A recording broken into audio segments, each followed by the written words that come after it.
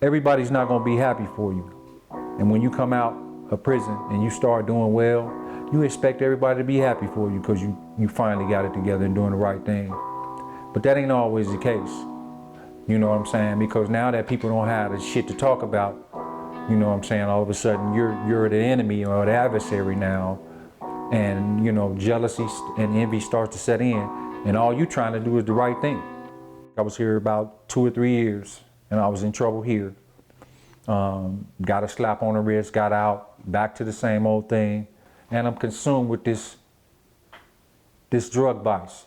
Mind you, I'm from Chicago, where we go 90 miles an hour, and I'm in Bremerton, where they go 20 miles an hour on school days when children are present. You know, so I had the advantage. It got to the point where I realized, well, wait a minute, I am a lot smarter than this. I haven't always done this. You know, I got work skills and experience that I could be putting to better use. I'm tired of starting over.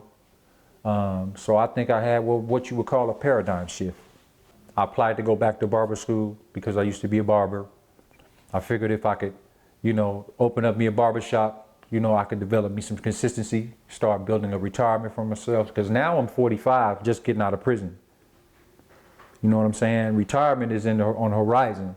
You know, I got less years left than I had going into this thing. So I got to start thinking differently. So I asked my girlfriend at that time, this lady who I had started seeing, if she would loan me $100 so I can get me a lawnmower and try to cut some grass, make some extra money. Because I ain't fucking with no drugs no more. I'm too sharp for that. I ain't messing with no crack no more. About the end of the first semester of barber school, I'm rolling along and I'm doing well, but I'm getting a lot of business with lawn care. This shit's picking up. I'm building relationships. I'm cutting people hair on the side, so I'm making a few dollars. And before I know it, I realize that I got to start a lawn care business because I got too many checks coming in that I'm going to different banks for. So I got to figure this thing out. At that point in my life, when I was starting to look at what was going on around me, I knew I had to develop a brand. I knew it had to have something to do with my hands because I'm looking at this thing and I'm analyzing, I'm saying, wait, I'm cutting hair and I'm cutting lawns and neither one of them are gonna stop growing. So what am I doing with these hands? I'm beautifying people and I'm beautifying people's property. You know, that's a blessing to folks. I'm being a blessing to folks every time I put my hands on them.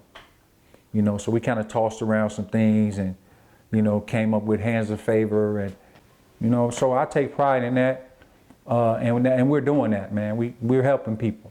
We're making an impact within the criminal justice system and in the lives of people that are recently released. And I wanted to be able to help brothers that are still in those positions. So a lot of the things we talked about in council have to do with helping brothers and inspiring people that are still struggling from what I've been through and what I was able to, until this day, overcome. And that's that mindset, that criminal mentality mindset, overcome the ideology that drugs will make you feel good enough to get to the next moment, you know, when it's about opportunity, man. But we run out here and we're marginalized, you know, we're stigmatized, we're stereotyped, and it's difficult, man. Opportunities are hard to come by, especially those that are substantive. So what we want to do is offer them opportunities to people that's coming out or going through these struggles. But inclusion requires action, and a verb is different from verbiage.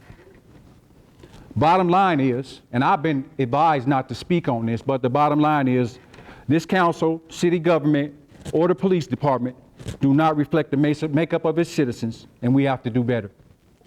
You know, we have to do our part, man, to, if nothing else, take the bullets out the gun from those who don't like to see an all-black crew in their white neighborhood. We want their gaze to go from one of suspicion to one of amazement in a matter of 30 minutes to an hour.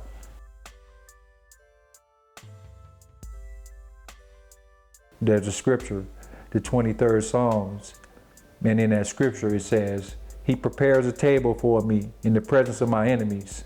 But then I add an addendum to that, and He giving them a front row seat and letting them watch it.